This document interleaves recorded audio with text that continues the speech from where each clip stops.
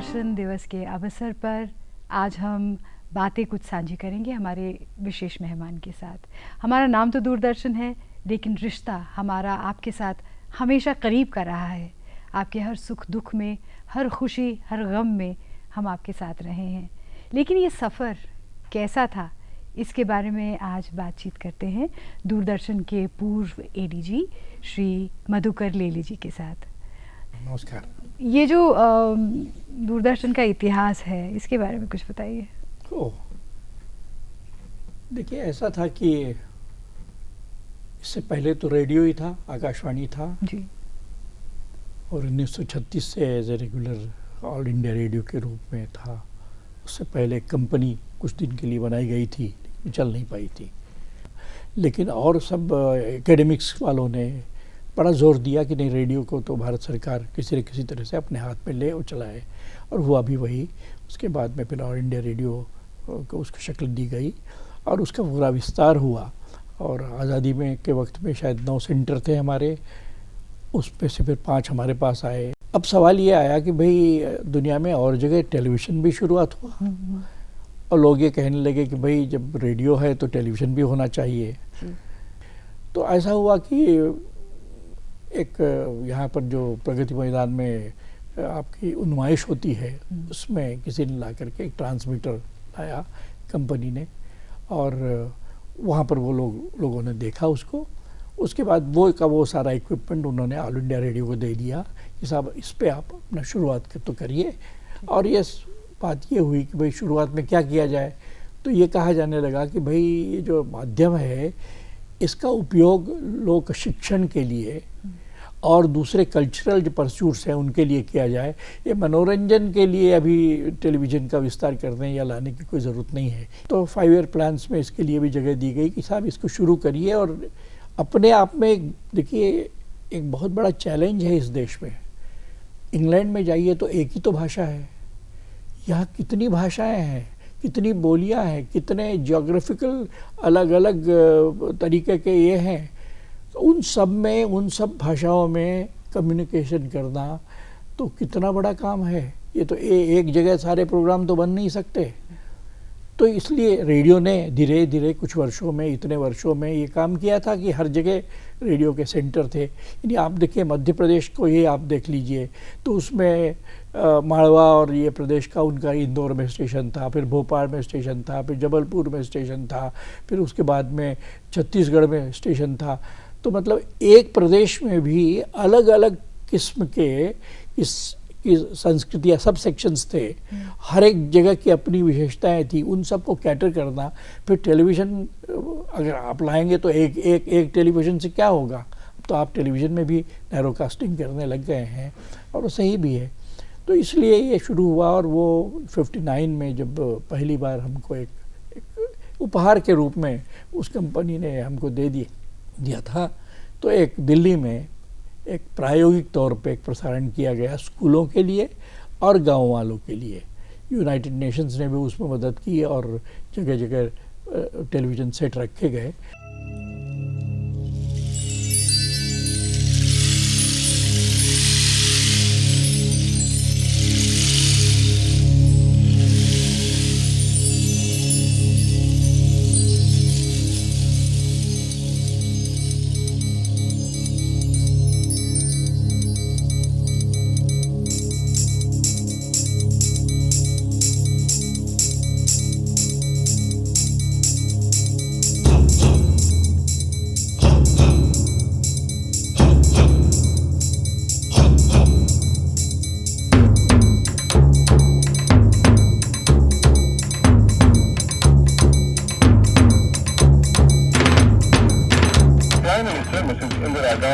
Presided the kings of Romania.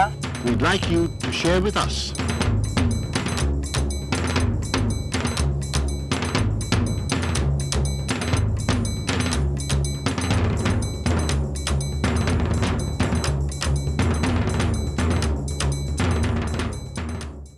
एक बाद में स्टडी भी इसके बारे में हुई। उस स्टडी ने ये साबित कर दिया कि नहीं, टेलीविज़न का प्रभाव जो है डेवलपिंग कंट्री में, खास करके जहाँ पर कि विकास के लिए बहुत तजवीज़ की जा रही है उसमें इसकी मदद ज़रूर ली जाए। अगर मदद ली जाती है तो वो विकास की जो गति है उसको उसमें इजाफा हो सकता है। So as a medium of dissemination of information basically.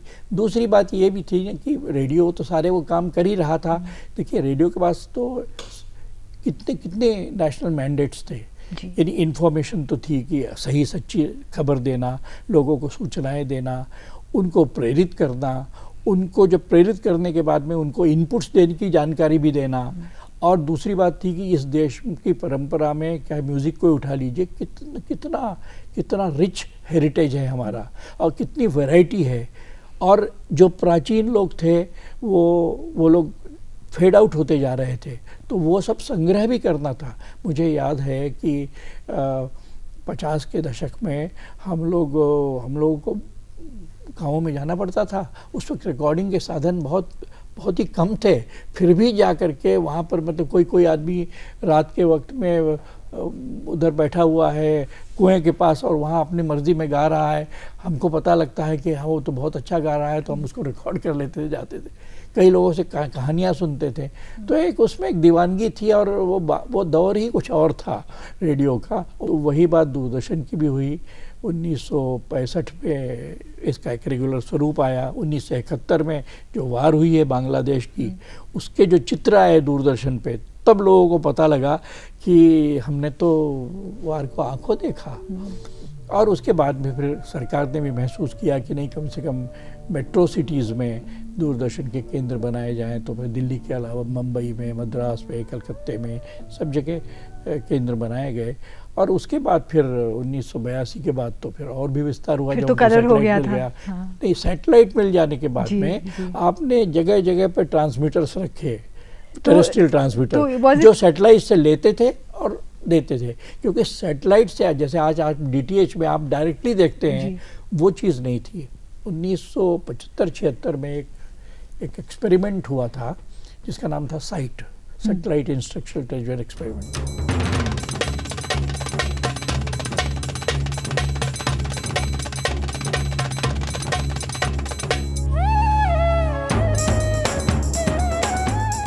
आज हम दूरदर्शन यानी टीवी को रेडियो से अलग कर रहे हैं।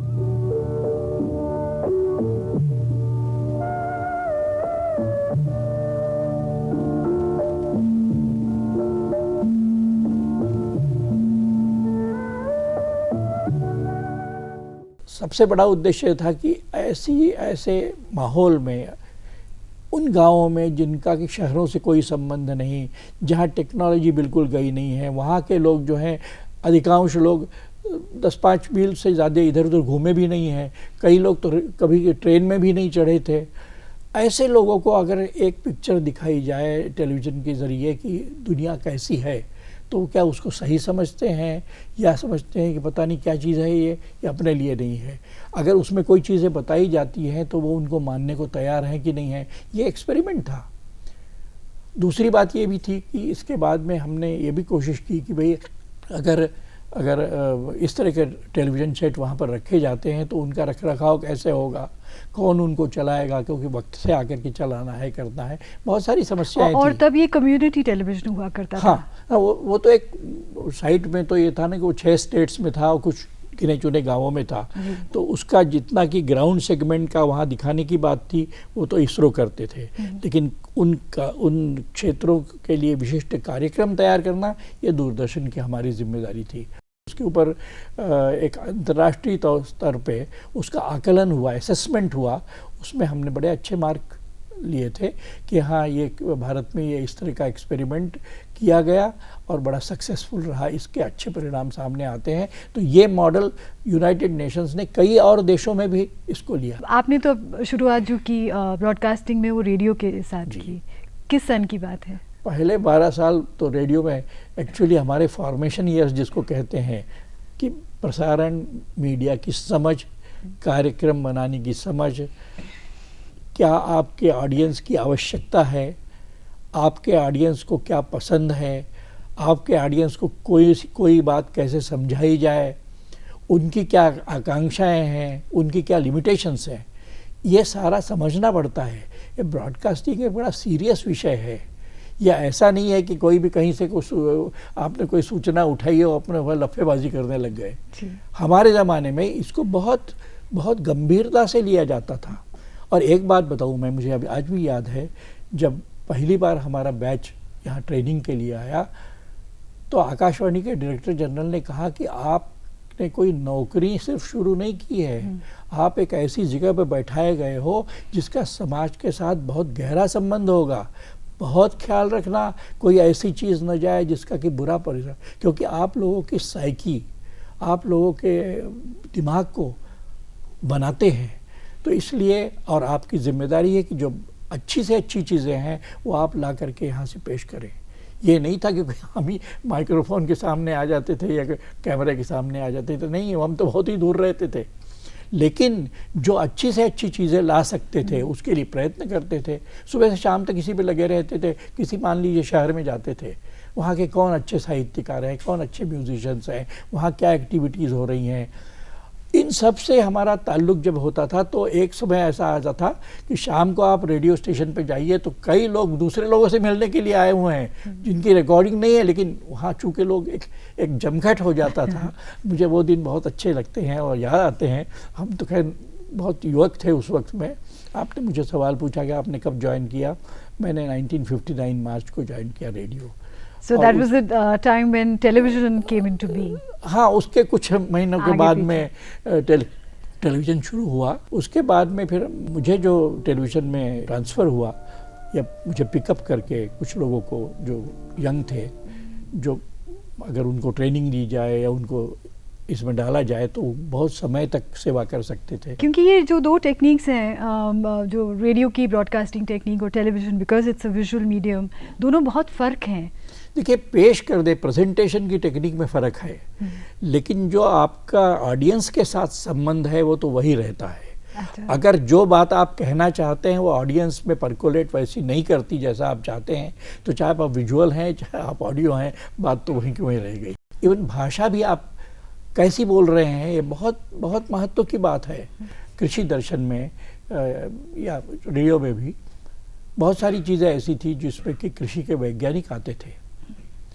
अब वो वैज्ञानिक जो है उनका तो एक एकेडमिक वातावरण रहता है, वो वहाँ पर वही एक उनके जो नॉमेनक्लेचर्स हैं वो सारा बोला जाता है। टेक्निकल टेक्निकल भाषा होती है। अब वो टेक्निकल भाषा को जब वो बोलने लगते हैं और गांव वाला सुनता है तो उसके सिर पर से ऊपर से निकल जाता है, तो फ़ायदा क्या हुआ। आपने कहा कि आपने बड़ी अच्छी अच्छी बातें बताई, लेकिन उन बातों में वो सुनी नहीं, समझ ही नहीं आई, तो क्या फ़ायदा। तो इसका मतलब ये था कि उनके साथ में संवाद करते थे कि इसको कैसे सिंप्लीफाई करेंगे। उसके बाद हमारे अपने स्टॉक कैरेक्टर्स रेडियो में होते थे जो चट से उस बात को पकड़ लेते थे और उसको जैसा वो कृक्रान सोचता है उसकी आइडिया, उसकी वोकैबुलरी में वो सुना देते थे। ये बात बहुत महत्व की थी जो कि एक ब्रॉडकास्टिंग ऑर्गेनाइजेशन में सिखाई भी जाती है और इसका प्रैक्टिस भी की जाती है। So when you came on to Doordarshan, were you excited because ये बिल्कुल ही नया मीडियम था? हाँ, एक्साइटमेंट तो बड़ा ज़बरदस्त था। मैं तो कहता हूँ कि उस वक्त जो भी लोग मीडिया में काम करते थे वो नौकरी नहीं करते थे, वो दीवानगी से रहते थे। एक पैशन रहता था और कुछ पूछे नहीं। साधन इतने कम थे। मैं अपने अनुभव की बात आपको बताऊं, आज तो आपके स्टूडियो में जो कैमरे हैं वैसे वो चीज़ें कहाँ थी हमारे यहाँ। स्टूडियो भी एक एक हुआ करता था, उसी स्टूडियो में लाइव ट्रांसमिशन भी चलता था, उसी में ये चलता। अधिकतर कार्यक्रम जो होते थे वो लाइव ही करने पड़ते थे। जैसे मैं मुंबई में था, पहला मेरा स्टेशन था। अब मुंबई में तो म्यूजिशियंस बहुत आते रहते हैं, बहुत सारे वहाँ पर सम्मेलन वगैरह होते हैं। अब हम लोग चाहते थे कि भाई अच्छे अच्छे आर्टिस्ट अगर शहर में आए हैं तो वो टेलीविज़न में भी आए। तो वो उनके लिए रिकॉर्डिंग टाइम कहाँ होता था, तो हम कहते थे अच्छा आज रात को आ जाइए, अपन लाइव करेंगे। अच्छा। और लाइव प्रोग्राम करने का एक, देखिए आप फिल्म का जो टेक्निक है उसमें तो आप ये है कि एक एक शॉट की आप प्लानिंग करते हैं, अपने कैमरे सेट करते हैं, उतना शॉट लेने के बाद में उसके भी कई टेक करते हैं। यहाँ तो ये है कुल 1.5-2 घंटे के बीच में आपने तैयारी भी करी, सेट भी लगाया, रिहर्सल भी करी है, उसके बाद चालू हो जाइए। और एक के बाद कटिंग हो रही है। तो महारत की बात थी, इसमें कोई शक नहीं कि, और उस वक्त तो जूम कैमरा शायद एक मिलता था, वो कई बार नहीं मिलता था क्योंकि पूरे सेंटर में एक ही जूम था स्टूडियो का। तो टरेट कैमरे में लेंसेज बदले जाते थे। आप एक जो डिसिप्लिन होती है टेलीविज़न प्रोडक्शन में, एक डिसिप्लिन होती है, आज उसकी शायद ज़रूरत नहीं पड़ती किसी को। ये शॉट दिखते हैं, आप खाली सिलेक्ट करते चले जाते हैं। उस वक्त शॉट फॉर्मेशन होता था और शॉट के लिए आपको कैमरामैन को इंस्ट्रक्शन देने होते थे। कैमरामैन अपना टाइम लेता था, उसके बाद सीसीयू अपना टाइम लेता था, उसके बाद में आप उसको कट कर सकते थे। तो इसका कोऑर्डिनेशन, मैं सच कहता हूँ कि जब हम लोग अपने प्रोडक्शन स्टूडियो में बैठते थे तो इतना टेंस तो नहीं होना चाहिए, लेकिन इतने सीरियस होते थे कि ऐसा लगता था जैसे we are on air. Who were the artists, the great artists who came then to you? सभी थे। Who do you remember? सभी जितने बड़े बड़े आर्टिस्ट थे म्यूज़िक में, अगर देखा जाए तो भीमसेन जी थे, जसराज जी थे, बहुत सारे खां साहब लोग थे। इंस्ट्रूमेंटलिस्ट में बहुत सारे आर्टिस्ट थे, सभी आते थे। डांसर्स में रिजू महाराज थे, वो सितारा देवी थी। सितारा देवी का प्रोग्राम जो था वो लाइव, तो उनने कहा मुझे प्रोड्यूस करना था। उनने कहा तुम पागल हो? तुमने हाँ कैसे कह ली? एक तो उनकी उम्र 65 से ऊपर थी। अच्छा। फिर उनका स्वभाव, मतलब उस वक्त में थोड़ा सा, तो मैंने कहा कि अगर ज़रा सा गड़बड़ हुआ तो वो तो छोड़ेंगे नहीं। मैंने कहा भाई ये रिस्क तो लेनी ही पड़ती है। If you are sincere to your profession ना, तो मैं समझता हूँ बहुत सारी बातें संभाल ली जाती हैं, लोग बुरे नहीं होते हैं। कभी कभी थोड़ा बहुत आपको भी सहन करना पड़ता है लोगों को। और मैं समझता हूँ कि मेरा अपना अनुभव यह है कि आर्टिस्ट मेरे लिए कभी परेशानी का कारण नहीं रहे, क्योंकि हमने हमेशा उनको इज्जत दी और उनकी इस कन्वीनियंस का, उनके इसका बहुत ध्यान रखा। ये अगर combination between producer and artist बनता है तो आप समझिए you can get the best out of the artist. But do you remember any moment which was so tense that when it got over you said okay, आज मैंने कुछ achieve कर लिया? एक बार ऐसा हुआ था, 1972 या 73 की बात है। महाराष्ट्र में बहुत बड़ा ड्राउट हुआ था, ड्राउट। और ये मंगेशकर फैमिली ने एक वहाँ पर बड़े हॉल में, उसमें उन्होंने अपनी तरफ से एक प्रोग्राम पेश किया था। उससे पहले कभी लता जी दूरदर्शन के स्टेज पे नहीं आई थी। वो दूरदर्शन का स्टेज नहीं था, स्टेज उन्हीं का था। लेकिन उनसे जब कहा गया कि ये आप जो कार्यक्रम कर रहे हैं, हम इसकी अगर कवरेज करेंगे तो हम इसको पेश करेंगे और इससे प्रचार होगा इस बात का कि हाँ भाई किया गया है। तो ये था कि भाई उन्होंने कहा कि देखिए लाइव प्रोग्राम जो आप जिस वक्त ऑडियंस के सामने होगा उस वक्त तो हम नहीं चाहेंगे कि दूरदर्शन उसको कवर करे। इसका मतलब हमारे ओबी वैन ले जा करके इलेक्ट्रॉनिकली कवर करना पॉसिबल नहीं था। तो ये हुआ कि उस प्रोग्राम की जब ड्रेस रिहर्सल होगी उसमें उन्होंने कहा कि हम काफ़ी उसी तरह से करेंगे जैसा कि उसमें करेंगे। तो फिल्म पे, अब 16 mm रिवर्सल फिल्म पे वो चीज़ हमने शूट करी। शूट करने के बाद में, अब टुकड़े टुकड़ों में शूट होती है और उस ज़माने में जो रिवर्सल फिल्म जोड़ी जाती थी तो ये आपका जो नॉर्मली पैकिंग के लिए जो टेप होता है ना, उससे ज़्यादा अच्छा टेप नहीं हमको बाज़ार में मिलता था। अच्छा। और उसका टेंशन भी होता था। तो वो ऐसे कई टुकड़ों में एक साथ जुड़ी हुई बड़ी रोल जब हमने उसको लगाई टेलीविज़न के टाइम पे, मतलब ब्रॉडकास्ट के टाइम पे, तो वो इत्तेफाक ये था कि वो टूटने लग गई। अच्छा। मतलब वो सरक जाती थी। अच्छा, उसका सरकने का मतलब ये है कि आपकी लिप सिंकिंग खराब हो जाती है। तो वो एक टेंशन उस दिन का मुझे याद है।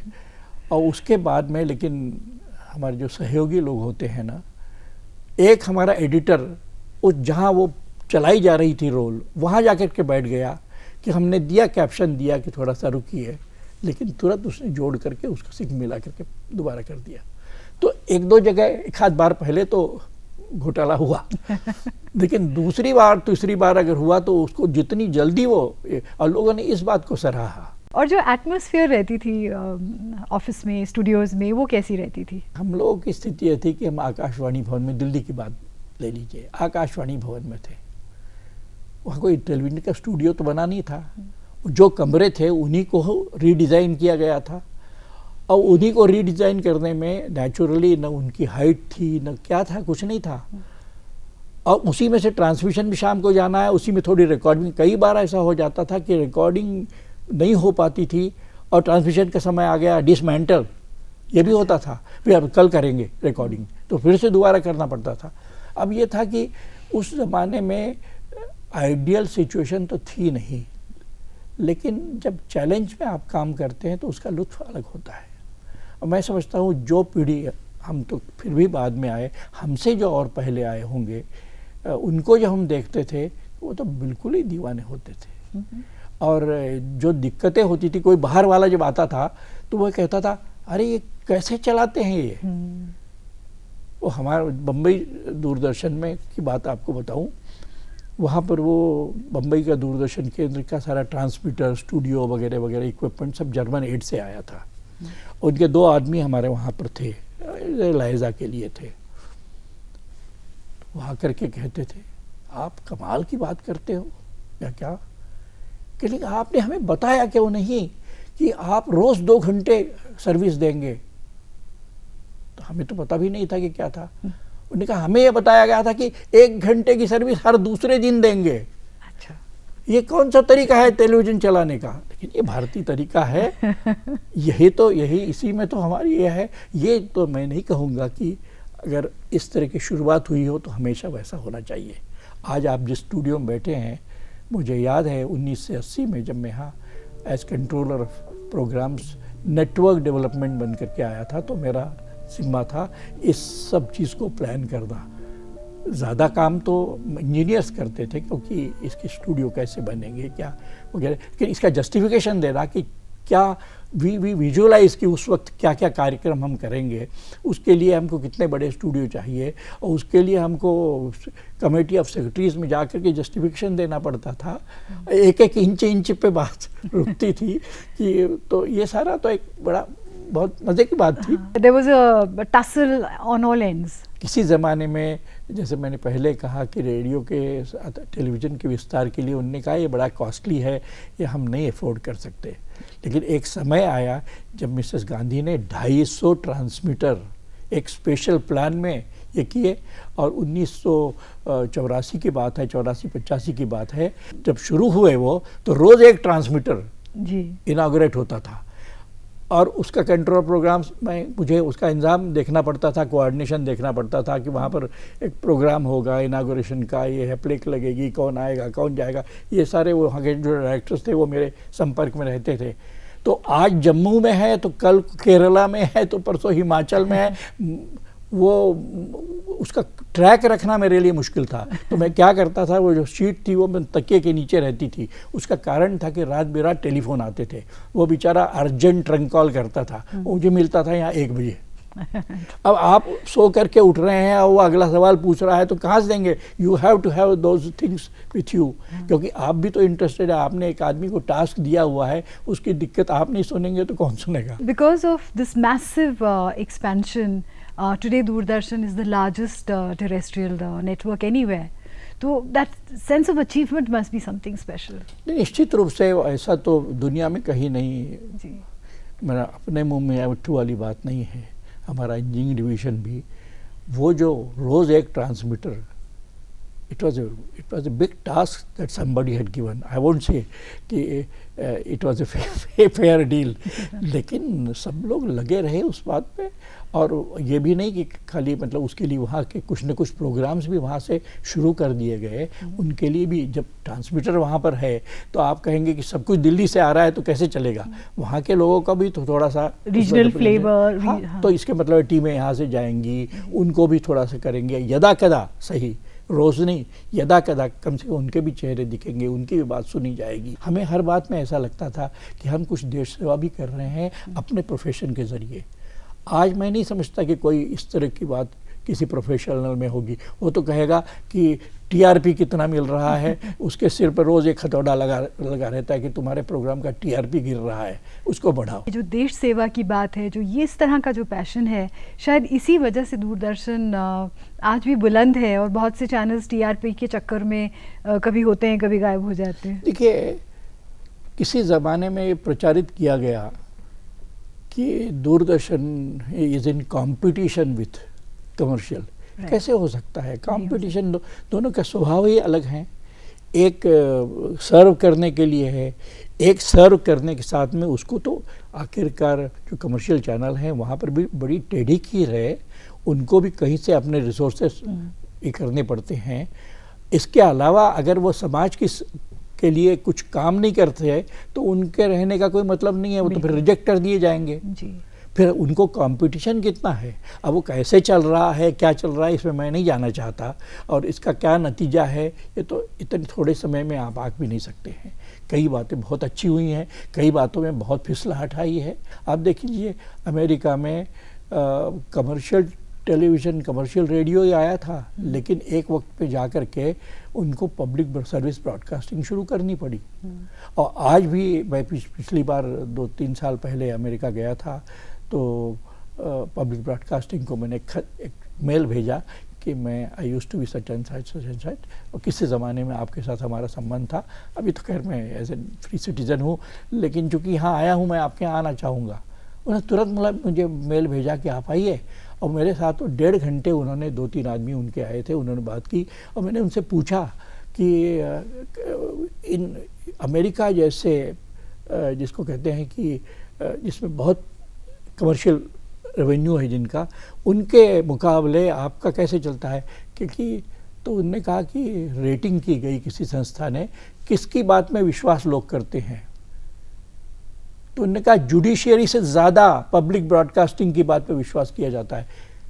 ये उन्होंने कहा, that is the power of उन्होंने मुझे एक पब्लिक ब्रॉडकास्टिंग। तो इसका मतलब है कि देखिए, लोग बाग जो हैं वो टिटिलेट तो हो सकते हैं, लेकिन मोटिवेट करना फॉर ए गुड काज, इसके लिए जो आपकी भूमिका होती है, जो आपकी क्रेडिबिलिटी होती है, वो बनाना, उसको बनाए रखना बहुत टेढ़ी कीर होती है। अगर एक अच्छी चीज़ समाज को आपको देनी है कल्चर की, उसके अगर 5% भी देखने वाले हैं, बहुत हैं, क्योंकि वो 5 से फिर 7 होंगे, 7 से 10 होंगे। अगर आप ये कहेंगे कि 5% वाले कार्यक्रम करने की क्या ज़रूरत है, तो फिर कहाँ से कल्चर बढ़ेगी आपकी।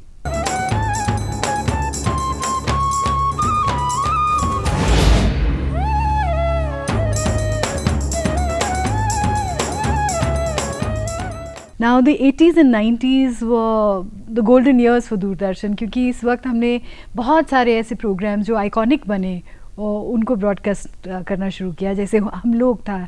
वो जिम्मा भी मेरा ही था एज कंट्रोलर प्रोग्राम्स, इसलिए उसको बहुत नज़दीक से मतलब देखा मैंने। क्या हुआ भाई साहब? भाई साहब 700-1300 वाली नौकरी के लिए नहीं लिए गए। व्हाट? उस जोरदार इंटरव्यू के बावजूद? ललित प्रसाद जी, आपके 700-1300 ग्रेड वाली अफसरी के लिए न चुने जाने पर आपकी क्या प्रतिक्रिया हुई? अपनी प्रतिक्रिया तो जी एक ही है सिर्फ। दूरदर्शन की पहले एक चैनल थी, अब आप सोच सकती हैं कि इतनी भाषाएं, इतने कल्चर्स के सब कल्चर्स, इतने स्टेक होल्डर्स, एक इसमें कैसे आप सबको निभा सकते हैं। हालांकि उसमें हमने डिस्ट्रीब्यूशन कर दिया था, एक नेशनल प्रोग्राम था, एक रीजनल चैनल था, रीजनल आवर होता था, एक सामान्य रूप से एक जनरल होता था, फिल्में तो सब लोग देखते थे, उसका कोई अलग से ये नहीं होता था। लेकिन फिल्में रीजनल भी आती थी, उनके लिए भी समय अलग था। तो जहाँ तक कोशिश कर रहे थे कि जो अवेलेबल समय है उसका डिस्ट्रीब्यूशन फेयर हो, सभी स्टेक होल्डर्स के लिए जिनकी जो आवश्यकता है उस हिसाब से हो। लेकिन वो कब तक चल सकता है? एक तो आपके इस देश में it's a mine of artist, सबको मतलब एक ख्वाहिश होती है कि मैं भी कभी न कभी आऊँ। अब वो इतना थोड़ा समय होता है, उसमें कितने लोगों को भीड़ की तरह से घुसाएंगे आप। एक्सपेंशन का पहला दौर तो ये था कि टेलीविज़न सेंटर सिर्फ सबसे पहले तो मेट्रो सिटीज़ में आए, फिर और बड़े शहरों में आए। तो उसके बाद में ये हुआ कि भाई खाली मेट्रो सिटीज़ में लोग आए और टेलीविज़न देखें, डिमांड होने लग गई कि भाई हम हमारे शहर में भी तो दिखना चाहिए, और टेरेस्ट्रियल ट्रांसमिशन था तो उसकी भी एक लिमिटेशन होती है। तो इसलिए ये था कि भाई सारे देश में पहले टेलीविज़न को फैलाया जाए, that was the first priority. जब सैटेलाइट आ गया तब ये संभव हो सका कि आपने जो कुछ भी प्रोग्राम है सीधे सैटेलाइट को दिए, सैटेलाइट से उन्होंने डाउनलोड किए और फिर ट्रांसमीटर में डाले, तो जहाँ टेरेस्ट्रियल ट्रांसमीटर है तो उसकी चारी परिधि में वो देखा जाए। तो एक छोटे छोटे ऐसे गोले, सब तो नहीं एरिया कवर होती, मतलब फिर भी हम लोगों ने मतलब उस पहला जो बड़ा दौर आया जिस पे एक्सपेंशन हुआ, उसमें 70-75% जो है एरिया भारत की कवर की गई। उस दौर की एक और खासियत ये थी, जो हमारा सबसे बड़ा ब्रॉडकास्ट उस समय हुआ था वो था एशियन गेम्स का। हाँ, that is when television became coloured, 15th of August 1982 and that was iconic. Suddenly we could see the Prime Minister in color. सही।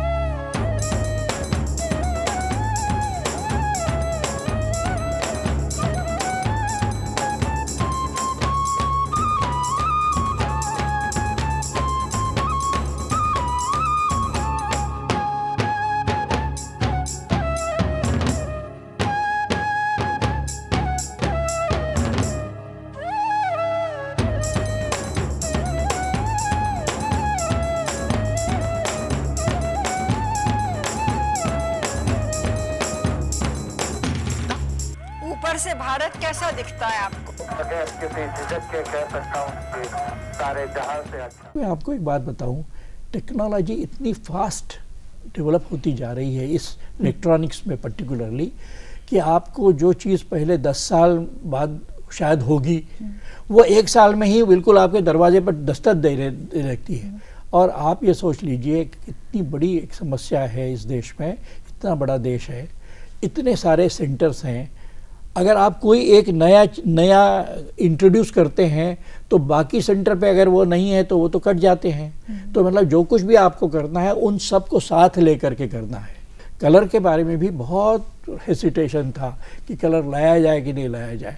मुझे याद है एक बार हमारे मिनिस्टर थे साठे साहब, उन्होंने कहा कि भाई उनको बताया गया कि आजकल ट्रांसमीटर ही बनते हैं कलर के, अब उसमें से वो उतना हटा दीजिए तो ब्लैक एंड वाइट चलता है, तो ट्रांसमीटर तो आपको खरीदना ही खरीदना है, खाली ब्लैक एंड वाइट के ट्रांसमीटर तो मिलने नहीं है।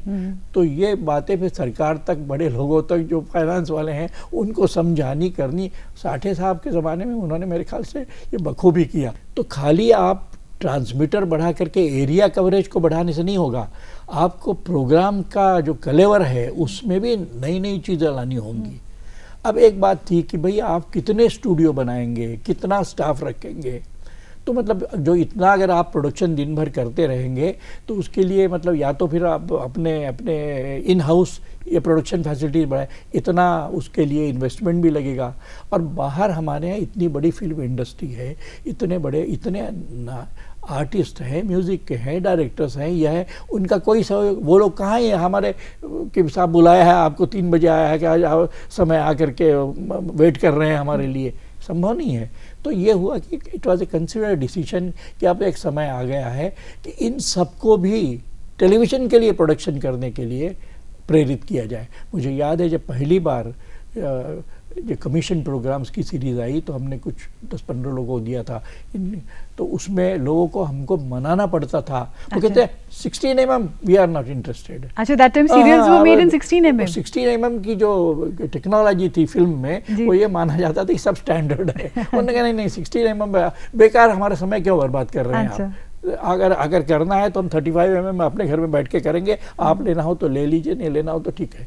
तो उनको पहले ये करवाया गया था, उसके बाद धीरे धीरे फिर लोग आने लगे। फिर उल्टा हो गया। मेजर जो उनका पार्टिसिपेशन बढ़ा वो हमारे स्पॉन्सर्ड प्रोग्राम की जो स्कीम आई 1985 में, और रोज़ एक सीरियल जब आने लग गया तो एडवर्टाइज़र्स को भी ये महसूस हुआ कि हाँ भाई ये मीडियम जो है एडवर्टाइजमेंट के लिए, मतलब सब तरह से एडवर्टाइजिंग इंडस्ट्री ने, जो मैन्युफैक्चरर्स थे, एक बड़ा अच्छा मतलब उनका आपस परस्पर संवाद हुआ। और मैं उस वक्त सबसे पहले तो कंट्रोल प्रोग्राम्स था ये इसके लिए, स्पॉन्सर्ड प्रोग्राम्स के लिए, कमर्शियल के लिए।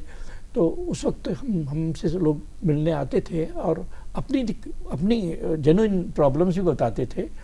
तो लेकिन ये जो स्पॉन्सरशिप की स्कीम हमारी थी उसमें कई बड़े बड़े प्रोड्यूसर उन्होंने हमारे साथ सहयोग किया। रामान सागर जी ने रामायण किया, चोपड़ा जी ने महाभारत किया, फिर सिप्पी साहब ने बुनियाद बनाई, बुनियाद थी, तमस बनाया हमने, गोविंद नेलानी बनाया।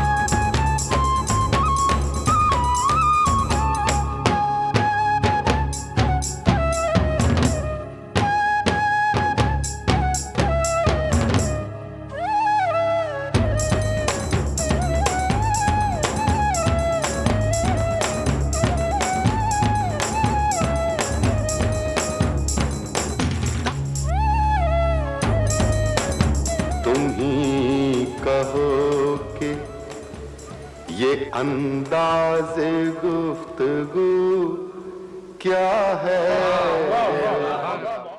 उस ज़माने के सीरियल्स में भारत की सभी भाषाओं के अच्छा साहित्य उसको चुना जाता था और लाया जाता था। आज की तरह से नहीं कि स्टोरी डेवलप ही की जा रही है कि पता नहीं कितने एपिसोड बनते चले जाएं ताकि उतना फायदा होता रहे। उतने थोड़े इन्वेस्टमेंट में जहाँ की 2 बन सकते थे वहाँ अगर 10 बनाएंगे तो प्रॉफिट बढ़ जाएगा। ये सब चिंताएं नहीं थी। उस वक्त के प्रोड्यूसर ये चाहते थे कि मेरा सीरियल अगर दूरदर्शन पे जाए तो पहले वाले से और ज़्यादा उसकी तारीफ हो। आपने अपने बहुत सारे एक्सपीरियंसेस और दूरदर्शन के बारे में या ब्रॉडकास्टर्स के बारे में जो आपकी इंटरप्रिटेशन है वो अपनी बुक में लिखी है। 2010 में इसका प्रकाशन हुआ। अब तो ये कई यूनिवर्सिटीज़ में कोर्स में भी पढ़ाई जाती है क्योंकि इसमें एक अच्छा सा डॉक्यूमेंटेशन है कि भारत में प्रसारण का मीडिया कैसे शुरुआत इसकी हुई, कैसे ये बढ़ा वगैरह वगैरह। और उसके बाद में इस पुस्तक में जहाँ तक मेरा सवाल है, मैं एक बात आपको बताऊं कि यहाँ से जब मैं रिटायर हुआ 1996 में 96 में, तो मुझे 2 साल Indian institute of mass communication में पढ़ाने का मौका मिला। और जब विद्यार्थियों के साथ में बैठने लगा तो यहाँ तो कैसे होता है, when you are an executive तो आपके टास्क आते हैं, सुबह आते ही आपके पास टास्क आ जाते हैं, शाम को आप पूरे करके चले जाते हैं। और आप एक तरीके से आपने एक ऑर्गेनाइजेशन के साथ उसके राइट फ्रॉम द बिगिनिंग लगे हुए हैं, इसलिए आपको एक ये भी है, कल्पना भी है कि ऑर्गेनाइजेशन का कैसे है। लेकिन जब विद्यार्थियों से आपका सामना होता है और उनके प्रश्न आते हैं तो उनके लिए एक सिलसिले से एकेडमिक वे में इन चीज़ों को बताना पड़ता है।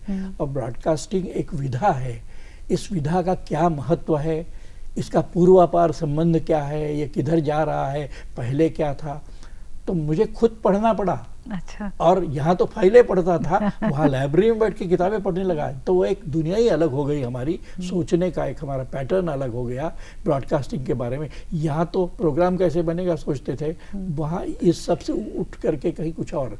तो पुस्तक जो है वो इसकी प्रेरणा हमारे विद्यार्थियों से मिली। और इस रूप में इसमें क्या है कि इसका विमर्श खंड है जिसमें हमने कहा था कि अब ये प्रसारण मीडिया अगर एडवर्टीजमेंट की आमदनी से चलेगा तो उसके परिणाम क्या होंगे। That's very important. मीडिया का इथिक्स क्या होना चाहिए। बेस लाइन है वो ये है कि media has to remain balanced, and that is what Doordarshan has been trying to do in these last 56 years. And we do hope कोई शक नहीं कि ये जो एक सुनामी आई चैनलों की, मैं तो इसको सुनामी कहूँगा, इतनी जल्दी आई तो सुनामी।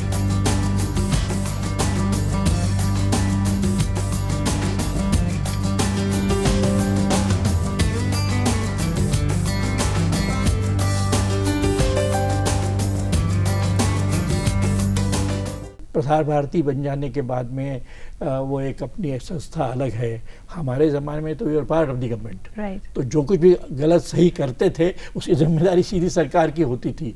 अब सरकार जो है वो थोड़ा सा अलग बैठ जाती है कि भाई ये तो प्रसार भारती का काम है।